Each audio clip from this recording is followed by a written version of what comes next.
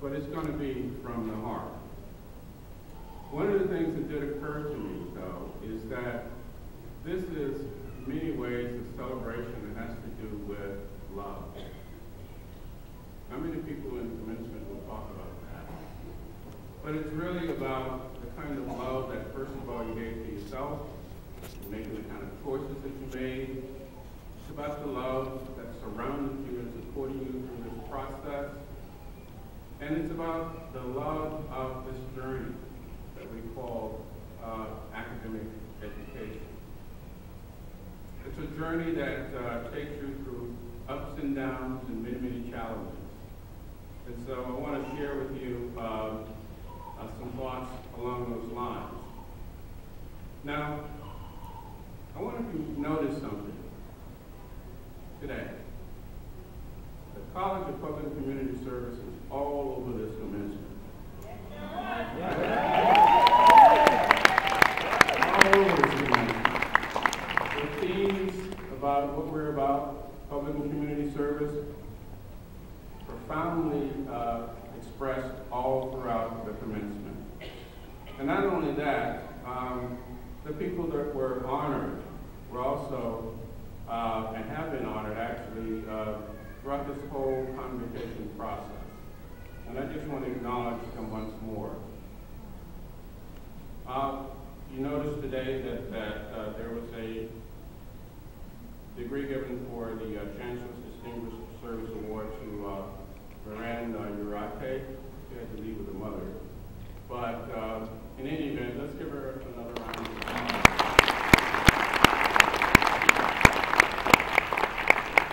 You notice also that one of the honorary degrees, Joseph P. Kennedy, graduate of this college, College of Public and Community Service.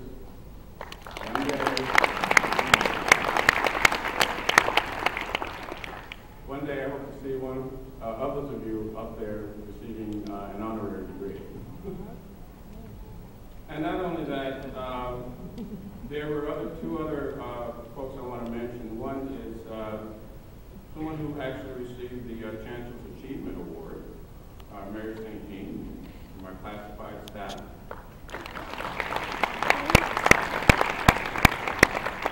And someone that we had worked very closely with some years ago was also an honorary degree, St. Margaret Leonard, Sister Margaret.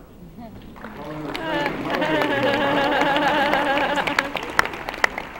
sorry, I think her is the same. I had a wonderful conversation with her, actually. Now, love. Love is an expression that comes from the heart, but it's also a way that tells us something about how we want to express ourselves in the world. When I think about this particular college, I actually think about the fact that this college, in many ways, has been immersed for many, many years in a very innovative paradigm.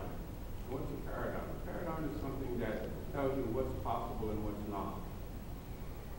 And it also gives you parameters for engaging in a process. So let me share with you some assumptions about what might be considered an old paradigm, vocational education, and what I think we've been up to at the college in this wonderful new paradigm. Old assumption about an old paradigm. One is that it's an emphasis on content and acquiring a body of right information once and for all. That's the old.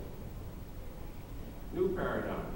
The assumption here is that there's an emphasis on context and learning how to learn, ask questions, how to pay attention to the right things, how to be open to evaluate new concepts, and how to achieve access to information. Have you been up to? Okay. The old paradigm, learning as a product, destination. New paradigm, learning as a process, a journey. Is that what you've been up to? Another old paradigm, a hierarchical and authoritarian structure that rewards conformity and discourages dissent. The new paradigm, an egalitarian structure where candor and dissent are permitted and autonomy is encouraged. What you been up to? Old paradigm, a relatively rigid structure with a prescribed curriculum. The new paradigm, a relatively flexible structure with a belief that there are many ways to teach a given subject. Been up to that? Okay. So this paradigm, and there are many, many different assumptions around it. Just share a few more, and then I'll shift it to another aspect of this. Won't be too long. They have already. Old paradigm, a focus on performance. New paradigm, a focus on self-image as the generator of performance. Enough to that? Old paradigm, an emphasis on the external world. Inner experience is often considered inappropriate in educational settings. The new paradigm, inner experience is seen as a context for learning. An exploration of feelings is encouraged. The classroom settings. How much sharing do you go into the classroom? Enough for that? Old paradigm, an emphasis on analytical, linear, left brain thinking.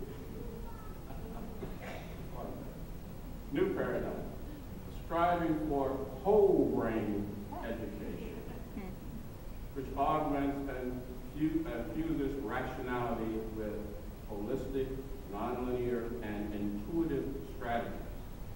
All that stuff you've been doing in communities, enough to that? Old paradigm, concerned with norms.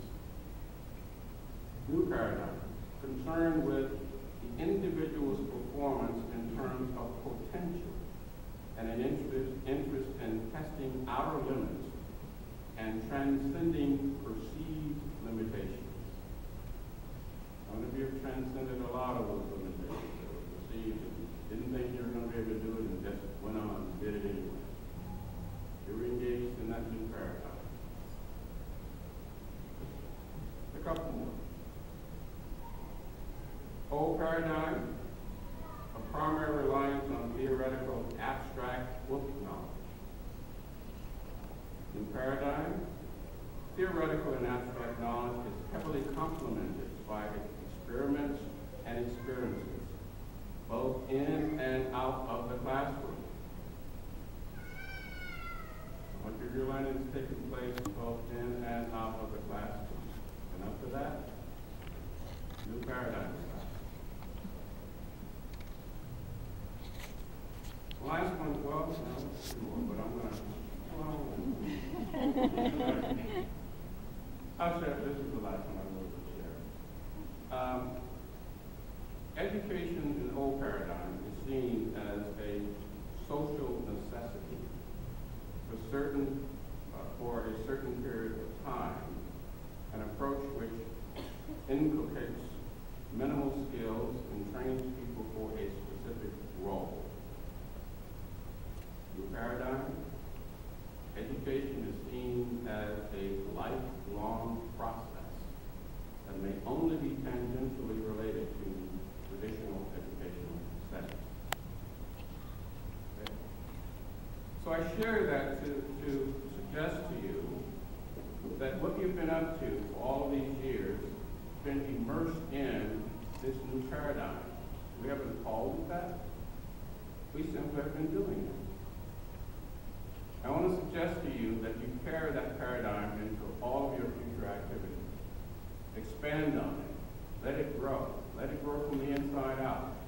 For therein lies the wisdom of carrying all of the stuff that we're about in this College of Public and Community Service. Final little words here, and then I'll shut down. One of the other things that I think this college is about is something that I have called over the years the path of a bridger. And this is something I wrote about 2 or 3 years ago. But I wrote it for a different purpose. And then I reread it the other day. And I went, I am talking about the College of Public Community Service. So this is what I said. One of the paths that emerges out of the new paradigm is what I call the path of the bridger. It is a path that nurtures relational harmony and personal and collective growth through being authentic in relating to and with one another as human beings. It is also a path that looks for creative ways to bring people together, growth-filled, collaborative enterprise. Additionally, it is a path that is fueled by what I call archetypal beings. I use easily recognized terms to evoke the common sense of these archetypal entities: love, acceptance, inclusion, harmony. I describe archetypal entities as higher vibrational entities that have their own transcendent value, purpose, quality, and voice unique to the individual, and that operate deep within our psyches at both individual and collective levels. We tend to experience them as creative urges to move us toward our highest good or optimal realities. The path of the bridger, in my view, is one of many paths that the College of Public Community Service has mirrored nationally and internationally through the wonderful work of our faculty and the wonderful work that you're doing in the community. Planting seeds for a new reality of human togetherness and the evolution of consciousness. In a seemingly tumultuous world with many diverse voices, where fear and strife seem more prevalent than love, acceptance, inclusion, and harmony, it is important to have national and international organized educational entities, seeding the psychology of the times with healing ideas and bridging approaches that bring human beings together, individually and collectively. So the College of Public Community Service, therefore, is well positioned to enhance its vital role as a strong voice, strong educational enterprise that nurtures and promotes the path of the bridger.